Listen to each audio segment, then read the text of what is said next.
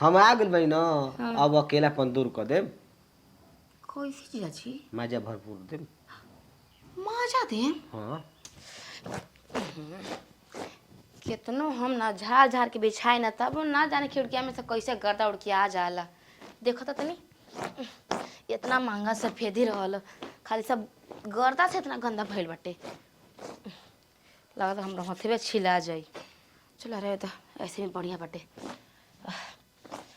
बाप रे बाप मन तो कभी कभी करेला ना कि ऐसे एकदम आराम से बिछा के सूत जाए, लेकिन ना हम ही सोच जाए तो घर के काम के करे के गेटवा खटखटावता केकर तो आवाजो आवता। के बन जी देखे के पड़ी लगता के बा। ई ससुराल के नजारा बदल गइल बा। पूरा गाँव बदल बा। ससुरा घर तो इतना सुंदर बना दिले बड़ सनो कि अखिए नहीं ठहर। काश हमार घर ऐसा रहतीन। काश हमार घर ऐसन रही तो हम राज करती ऐश करती जिंदगी एकदम अमन चैन से बितैती। ए अंकिता अंकिता बाड़ू हो। आए जीजू आए जा बैठी। अरे व्यवस्था बड़ा टन टन हो गइल बा हो। टन टन हाँ टॉन्च का जाला ना। वो टन छ टन की व्यवस्था हो गइल बा ससुरा। अब तनी पानी लेके जिया जी। पहले तो ऐसा व्यवस्था लेके आई ना पानी उनी। अरे तारा के देख के पानी पी के मन करता। हाँ? ये जिया प्यास जी बड़ा- लागल बा कि हम पानी पियब मन करत न कि तोहरे लगवे रही खूब तोहरे से बतियाई आय अपन मन जन हर और भटकत ओकरा के बहलाई। अच्छा जिया जी बाप रे अब कितना एकदम पसीना चुहता। पोछ दही ई रोज रोज आदत बा। मान जिया जी बोलो कैसे इतना गर्मी में बस में एकदम चढ़ के आईनी हां। हां ससुरारी न आवे के रहल। ई गरमी या बस ना बुझात रहल। हमरा तो ससुरार लौकत रहल तू लौकत रहल कि अब चले जाई आ गई न त तसल्ली मिल गेल दिल के एकदम। अच्छा अच्छा ये मिल गल ना तसल्ली घरवा में केहू लौकत होइए नहीं खे। ना। कहाँ गइल बड़ा लोग? मम्मी और पापा नानी गाँव में। अच्छा हाँ और छोटका भैया रहला तू अपन ड्यूटी 9 बजे से ड्यूटी जाला शाम के 6 बजे आ जाला। तब तक घर में तू अकेले बड़। हम घर में अकेले रही ना। अभी इधर कॉलेज चलत नहीं है ना, कॉलेज बंद रहता आजकल। हम आ गइल बानी न।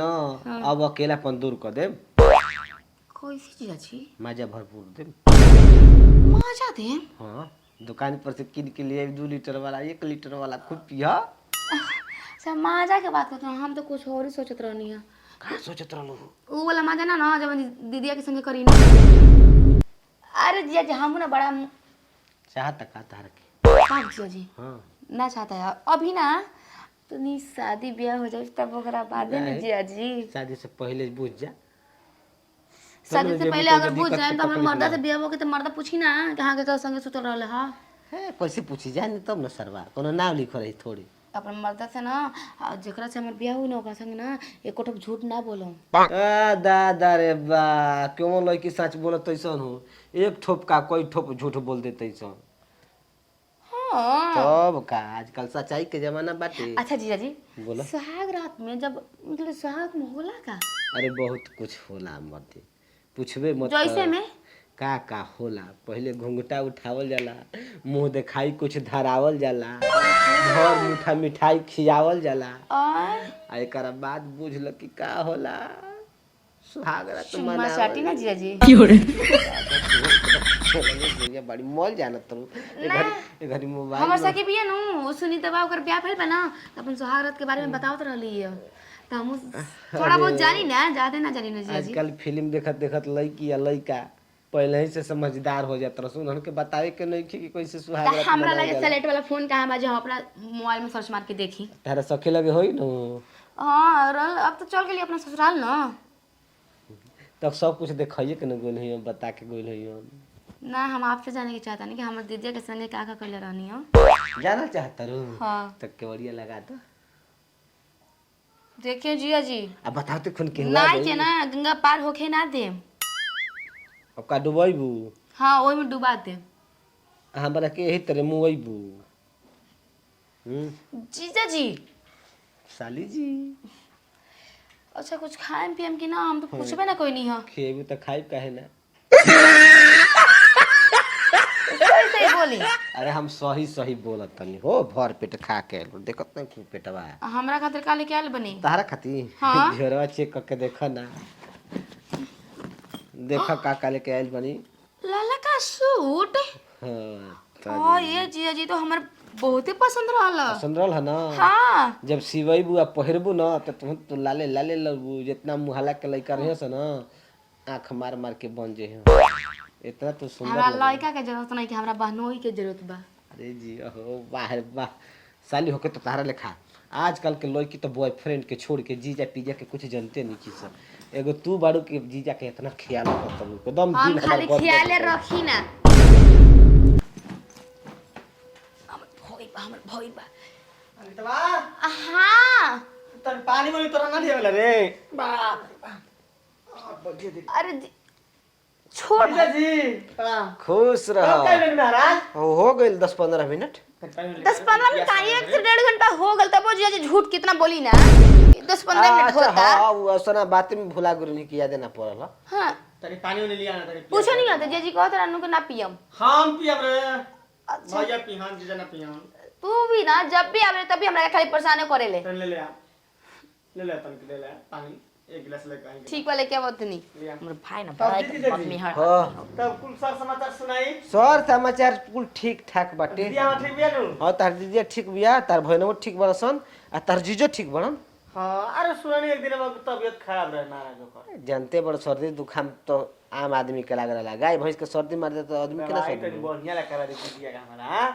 दवाई तो कराई ना एकदम टन से कहीं खुराक में ठीक हो जाला। कहाँ रो दवाई कहना कह दे खाली जाई ना आ मेडिकल कॉलेज टैबलेट लेके आई ना। तो ज्यादा कोई लगावा दे तनी ओकरा के।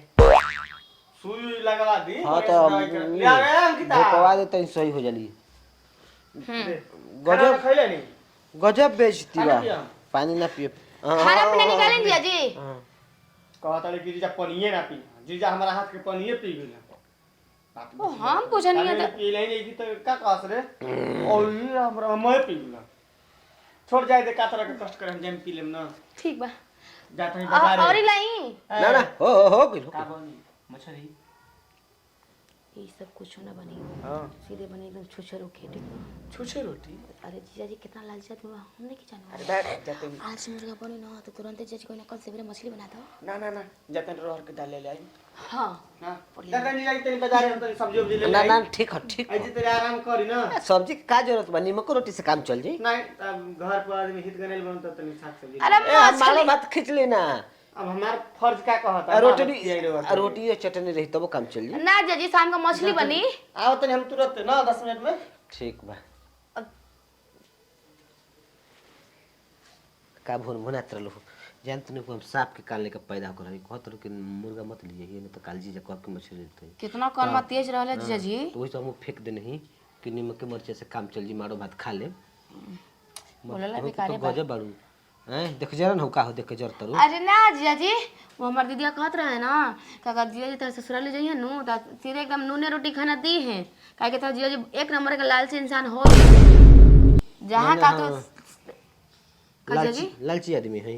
तब का जहां जाई ना ओ अगर मुर्गा चावल मिलता तो और 2 दिन बढ़ा देने का और 2 दिन रह हम। तो हम आज जाता नहीं मत रही। अरे जीजा जी हम मजाक कोई नहीं मजाक कोई नहीं जीजा जी। मजाक कर तरू। हां अरे मजाक करत रहनी है जीजा जी, हम वो सोचने के जीजा जी हम सीरियस कितना लेत रहन बतिया के। आराम कर ली। आराम कर ली। अरे दादा दादा हम जाते हैं एकदम सुनो ना टटके नाश्ता तने बनाई। हम कपड़ा दबाना ना कि तब बहुत ज्यादा कि देहिया दुखाती है। अच्छा ये मिलाई मोड़िया लो आराम मिलता। पूरा आराम मिलता जान तरू। हां इतना देह में दर्द कबर गिल बा कि तहर दीदिया भी है ना वो हमरा सेवे ना। टेंशन मत लीजिए जी, हम कुल सेवा कर देम आगा से लेके पिछवाड़ा तक ला। अरे जी तेल लगावे के बात करता नहीं, पेटो में लगा देम पिठियो में लगा देम। हां ई तो बात ठीक है हाँ। कहत तरू। हां अब हे राहत बा, बहुत आराम बा हो। दबाव दबाव तनी त दर्द भागावत भाई। हां बहुत बढ़िया बहुत बारे हित बहुत बढ़िया ना बहुत बढ़िया। अरे चल तेरे के चल दबा दबा। ए तारा बहनी के देखा। अरे हितावा उल्टा सीधा बोल बिसरे। मैंने हमारा बहन अरे- से तू कुछ वो कह लेबो का कल है कपार त दबावत रही कपार दबा उतर लियो कह दे कि पेटवा में लगा देनी पिठुआ में लगा देनी त तेल चल और तेल लगावे जाइल बड़ा नहीं लगौली थोड़े कहत रही ना कि जरूरत जरूरत देखू तो रहन ठीक नहीं के लगा मतलब एगो हम हम जान गई नहीं कि तू सियान हो गई बड़ी समझली देखो तो नहीं जीजा जी घर में सबसे बोझे को हम ही बानी अभी है हम कही ना कि तोहर गोड़ हाथ दबा दे त का कहली कि हमर मन नहीं खे करत गोड़ दबावे के आ जीजा जी के तोहर गोड़ हाथ दबावे के मन करता हैं ए साल दबा दिन तक का घुट के नहीं हम हमार दबावली तो घट जली चार बियाह कल अपन मेहर से दबोई है ही तरह जीजा जी हैं देखी। ए तरह रणवा घुमत सुनी ना, रह एक खाली बात सुनी। रड़ुआ ना एगो लड़की फोन से पर बतियावेला फोन पर बतियाते हिता खबर गई रहे बुढ़ऊ कहत रहन कि तनी पाहुन तनी लड़की एगो देखी ना सुंदर बियाह करवाए के बच्चन दाना के फोन पर बतियावता कब कब आधा आधा रात के आवता घरे हम कुछ नहीं की बात सुनल चाहत रहो घर ला हमारा जाई हाँ तो हम जात तनी हां ही तरह में घबरा मत जाई ऐसा लड़की से बियाह करवाई हमारा द्वार पर कब आइबो जन करी हां तहार द्वार हो जोले सास ससुर जियत न तब जे हमारी जितना करला हमर बहन की जितना करी ना वो हमारा खातिर हित गन नहीं के दुश्मन बा बुझला हम तो इज्जत कर बनी करे के इज्जत नहीं कैले लेके भगा देले बनी कि घर ही बड़ी ए जीजा जी क्या करता देखत हम नहीं जानते नहीं सुन लो का कहता हिता भाई भाई तू भी चुप रह ना चुप रह हमके बतिया दे ना हम जी जात के बाद तुम पारा में एकला में ना तुरंत अच्छा ठीक बा ठीक बा ना लेकिन अब सुन बिहार में ला, तो खाया पीना खा के औसत जइहन नु खै कान माने के खोल के सुन लो ऐसा लड़की से बियाह करा वैसा लिए किसी बियाह अरे करा जा ना हट तहर जिंदगी झंड हो जाई जब घमंड बना तो दूर हो जाई जा जा जरा जा हां जीजा जी सही कही नहीं है सही जा। बोला तनी आवते आवते धक कान ऐठ हां हां जा जा जल्दी जा एकदम खटान दिल के पर छुरी चलाई अरे जा ना छुरी। मर दे तू हला कर लागला पछवाड़ा में मरचा लगाई हां जा जा कुल तार बात सुन बाकी जा कहीं बतिया पसरवा जा जा अरे भाई, खाली जा अरे जा जा हिता कहता जा जा बड़ जीजा हला हाथ छोड़त नहीं अच्छा, छी आराम करी हम खाने इज्जत के करत नहीं हां तू जा खाना एकदम गरम गरम बना हम के जाई तार काला से जाई हाँ। ही तेज रह जन खाने के तो खा लियो हां बाबूजी को बुला परी हम बुलाओ हां बा बुलाई फोन करके बाबूजी बोले कि पाहुन ढेर दिन हो गेलो अइले आई रुआ बिना तनी देखो नीक देखे लगे घूम बड़ फिर जीजा होखला के फायदा जान उठावा ए तो छोट सार बड़ा ही से कुछ नहीं बोला तो अब तनी में बड़ सार रहता ना सुता इधर सुता के ना हां सुता सुता बतलाई में मेरा सुता सरवा हमला बोले के चक्कर में ना, ना, ना, सुता ए भाई बहनी के सुता अब ना दे दे अब ना जा सरवा तो काट खोल के पछवाड़ा लाल तो